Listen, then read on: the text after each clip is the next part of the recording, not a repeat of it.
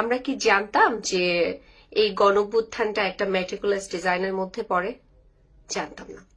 আমরা কি জানতাম এই গণঅভ্যুত্থানের মধ্যে এই যে তথাকথিত মোল্লারা, হেফাজতকে আমি বলছি, হেফাজত সহ আরো যারা আছে মোল্লারা, যারা হচ্ছে নারী বিদ্বেষী, নারীদের ক্ষমতাকে তারা অন্য কিছু মনে করে, নারীদেরকে তারা হচ্ছে উন্মুক্ত মঞ্চে দাঁড়িয়ে বেশ্যা বলে আখ্যায়িত করে, নারীদেরকে হিংসাকে তারা হচ্ছে একটা প্রতিহিংসার জায়গায় নিয়ে যায়।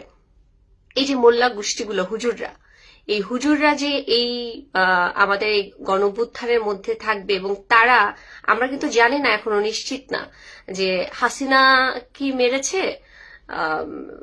ছাত্রদেরকে, নাকি হুজুররা ছাত্রদেরকে মেরে আমাদেরকে ইমোশনালি ব্ল্যাকমেইল করেছে। এই বিষয়টা এখনো অনেকটা ঘোলাটে, এখনো এটার কোনো মানে প্রমাণ আমাদের হাতে এখনো এসে পৌঁছায় নাই। ছাত্র জনতা মারা গেছে, এটা সঠিক। কারা মেরেছে, পুলিশ মেরেছে নাকি গণঅভ্যুত্থান যে মেটিকুলাস ডিজাইনটা যারা করেছে তারা মেরেছে, এই বিষয়টা এখন পর্যন্ত নিশ্চিত না।